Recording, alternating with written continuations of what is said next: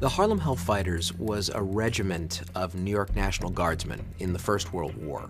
They were set up to fail by their own government. They were humiliated, degraded, eventually given to the French army as a throwaway, and they ended up coming home as one of the most decorated units in the entire U.S. Army. The Harlem Hellfighters are one of the most important regiments in American history. In World War I, they helped to establish to the entire world the power of black soldiers in the military. It was very difficult at that time for African Americans to get into the United States military because there was this perception that African Americans would not do well in battle. They had to overcome the prejudice of their own countrymen and yet also perform ably on the battlefield. Like so many units of African American descent, when they go overseas, they're not sure what they're going to do. Are they going to fight as infantry? Or are they going to be stevedores and load ships? Or are they going to be labor units and cut wood? And so they're committed to labor duty, they're unloading ships, building latrines, those type of support services. And as you can imagine, these men have been trained and they're willing to fight, they're ready to fight, and this is stressful for them. They were finally given to the French army, which in a way was an even greater insult because in the First World War, when the United States entered, General Pershing, the commanding officer, was very clear that American forces would not be fed piecemeal into the French and British army because the French and British wanted reinforcements, and Pershing said absolutely not. When Americans join this war, they will fight as an American force under an American flag led by an American general. ... except for the black guys. You can have them.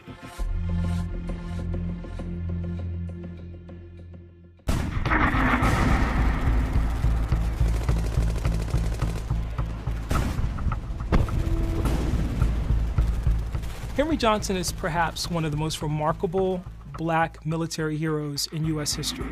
And he found himself in no man's land with Private Needham Roberts manning a listening post.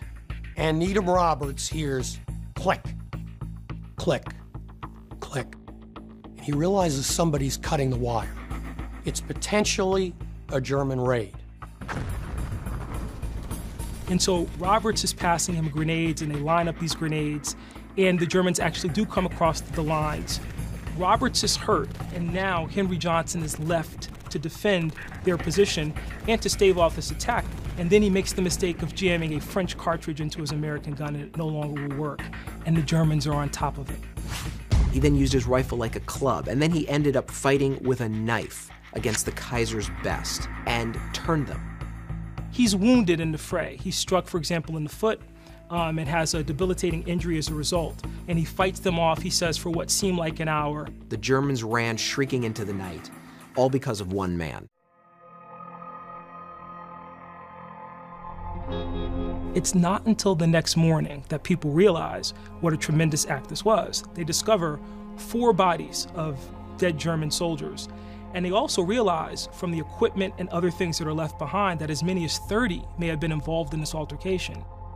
As soon as he drove off those Germans, the French awarded him with the Croix de Guerre, a great honor. Unfortunately, it took about 75 years for the US government to give him the Legion of Merit. Had he been white, he would have walked out of that war with the Medal of Honor.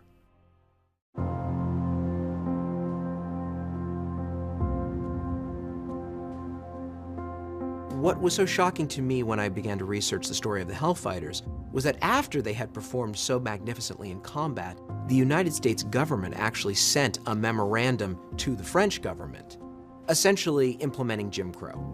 Essentially saying, don't give them some notion that they are equals because we don't want them taking that notion back to the United States and demanding equality.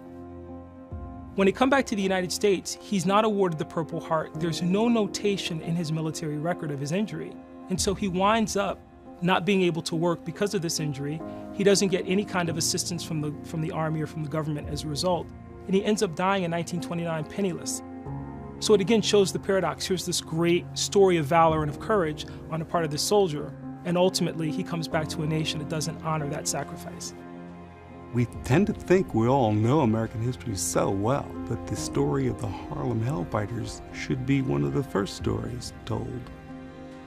It wasn't about killing other people, it was about being Americans and serving their country well. That was the inclination of the Harlem Hellfighters. When you are African American in 1917, democracy is armor. Democracy is a weapon. And to fight for a war to make the world safe for democracy was something more than just some ethereal crusade for the Hellfighters. It had concrete results. They were fighting for the rights to be a citizen of the country that they were born in.